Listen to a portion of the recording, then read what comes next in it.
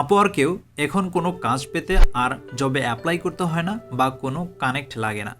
আপনি যে কাজটি ভালো পারেন তার বিস্তারিত দিয়ে একটি প্রজেক্ট ক্যাটালগ তৈরি করেই কাজ পেতে পারেন। আজ আমরা দেখব কিভাবে একটি প্রজেক্ট ক্যাটালগ তৈরি করলে খুব সহজেই আপনি অ্যাপ্রুভাল পাবেন এবং কাজ পাওয়ার সম্ভাবনা আপনার অনেক গুণে বেড়ে যাবে। সো শুরু করা যাক।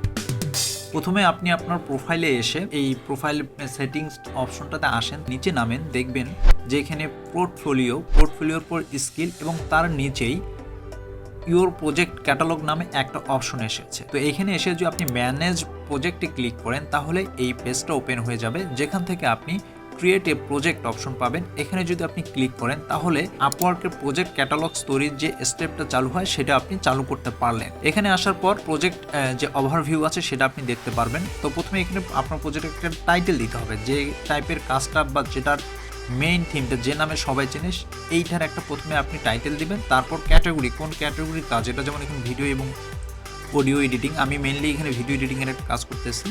তারপর এখানে প্রজেক্ট অ্যাট্রিবিউটস, মানে কী টাইপের এটা প্রজেক্ট সেটা এখানে টাইপ আপনি সিলেক্ট করে দিলেন। আমি অ্যাডস এবং সোশ্যাল মিডিয়া সিলেক্ট করে দিলাম। তারপর সার্চ ক্যাটালগ, মেইনলি যে কিওয়ার্ডস দিয়ে সার্চ করলে, যে ট্যাগগুলো ইউজ করলে মানুষ সার্চ করলে আপনার প্রজেক্টটা আসবে, এই টাইপের আপনি এখানে কিছু ট্যাগ বা কিওয়ার্ডস আপনি এখানে অ্যাড করে দিবেন। সব অ্যাড করে দেওয়ার পর আপনি সেভ অ্যান্ড কন্টিনিউ যদি ক্লিক করেন তাহলে এটা আপনাকে নেক্সট পেজে নিয়ে আসবে। এখানে এসে দেখুন প্রজেক্ট প্রাইজিং অ্যান্ড টায়ার্স আছে।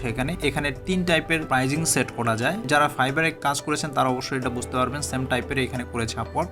তো এখানে স্টার্টার একটা থাকে যেটা বেসিক, তারপর স্ট্যান্ডার্ড, তারপর অ্যাডভান্স। তো মেইনলি আপনি স্টার্টারে একটু কম সার্ভিস দিবেন এবং অ্যাডভান্সে আপনার ম্যাক্সিমাম টাইপের সার্ভিস আপনি দেওয়ার চেষ্টা করবেন। এইভাবে এখানে সব ডিটেলস দিবেন, যেমন ডেলিভারি টাইপ আমি দিলাম, নাম্বার অফ রিভিশন, তারপর ফুটেজ প্রোভাইড, মানে কত মিনিটের হতে পারে, আপনি যে টাইপের সার্ভিস দিবেন ওই ডিটেলসগুলো এখানে দিয়ে দিবেন। তারপর সার্ভিস টায়ার এখানে অপশন আছে, কালার গ্রেডিয়েন্ট আছে, সাউন্ড ডিজাইন বা mixing, motion graphics, subtitles. So কী টাইপের সার্ভিস থাকবে আপনার এই প্রজেক্ট ক্যাটালগ সেটা আপনি এখান থেকে মেনশন করে নেবেন। তারপর প্রজেক্ট প্রাইস, এখানে মেইনলি প্রথমটাতে একটু কম রাখবেন, তারপর বেশি, এবং যেটা অ্যাডভান্স সেটাতে একটু আপনি বেশি রাখবেন।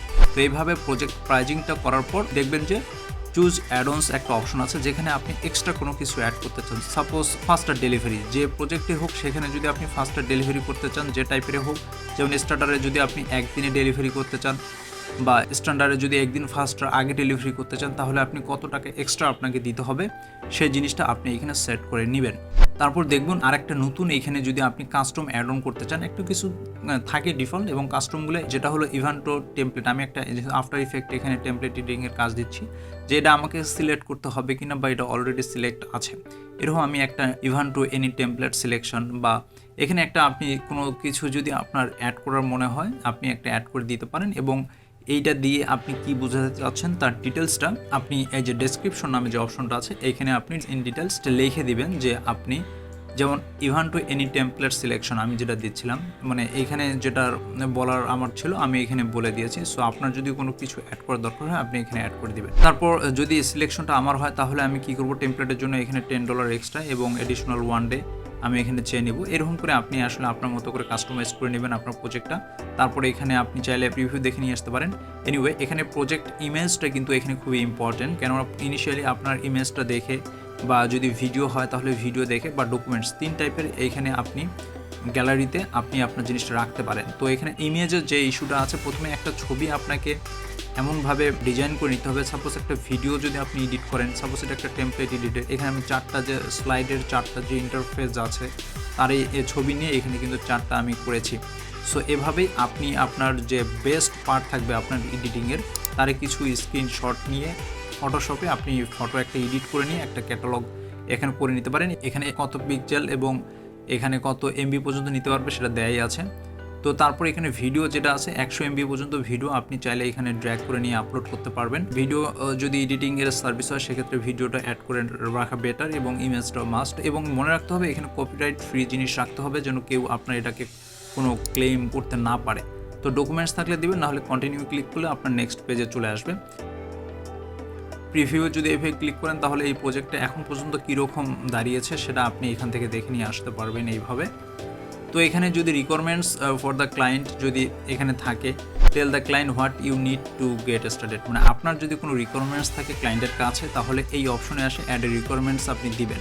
তো এখানে কি কি প্রশ্ন আছে, সাপোজ আপনার কোনো সিলেক্টেড কোনো টেমপ্লেট আছে কিনা, will you provide video footage, video তৈরি করার জন্য যে র ম্যাটেরিয়ালসগুলো সবগুলো সে দিবে কিনা, এই টাইপের কিছু প্রশ্ন আমি এখানে অ্যাড করেছি। সো তারপর আপনি এখানে প্রজেক্ট সামারি, এই প্রজেক্টে আপনি অ্যাকচুয়ালি কী কী কাজ করতে পারবেন, আপনাকে যদি হায়ার করে তাহলে আপনি কী কী কাজ করবেন। সাপোজ আমি এখানে দিয়েছি I can edit and replace any text, image, colour, motion, video length. So এই টাইপের আমি এটা করতে পারবো। প্রজেক্ট স্টেপস, তারপর কয়টা স্টেপ আপনি এই প্রজেক্টটা কমপ্লিট করবেন এটা আপনি এখানে ইন ডিটেলস বলে দেবেন। প্রথমে টেমপ্লেট শেয়ার, প্রথমে একটা টেমপ্লেট সিলেক্ট করবেন, এটা আমি প্রথমে দিয়েছি। আর একটা নেক্সট স্টেপ দিয়েছি হলো ফার্স্ট স্ক্রিপ্ট একটা আমরা তৈরি করে নিব, স্ক্রিপ্টে কী কী থাকবে সেটা এখানে লিখে দিয়েছি। তারপর যদি নেক্সট স্টেপ থাকে যে ফার্স্ট ভার্সন, আপনার যতগুলো প্রজেক্টটা কমপ্লিট করতে যে স্টেপগুলো থাকবে, যে স্টেপগুলো ফলো করে আপনি প্রজেক্টটা কমপ্লিট করবেন সেটা দিয়ে দেবেন, share first version to check.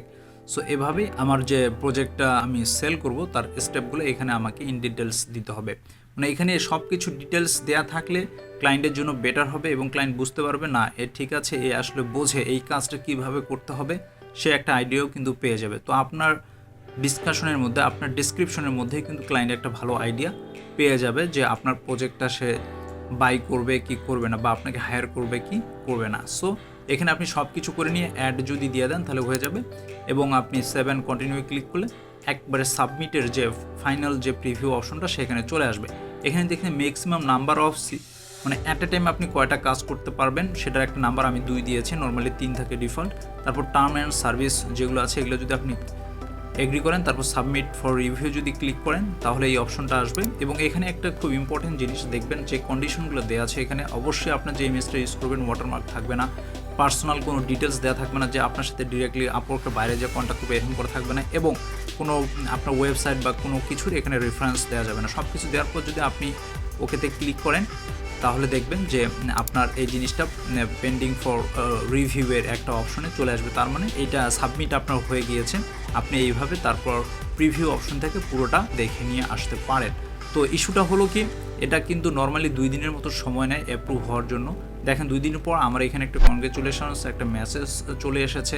তারপর আপনি এখানে ক্লিক করে নিয়ে আপনি দেখে আসতে পারবেন যে আপনার প্রজেক্টটা এখন লাইভ আছে। এখানে অনেক সময় আমি এর আগে দেখেছি, যদি আপনার যে কন্টেন্টগুলো দিয়েছেন সেটা যদি কপিরাইট না থাকে বা লিগাল যদি না হয় বা আপনার প্রজেক্টের সাথে যদি ম্যাচ না করে, অনেক সময় তারা অ্যাপ্রুভ করে না। এটা কিন্তু খুব কেয়ারফুলি তারা চেক করে।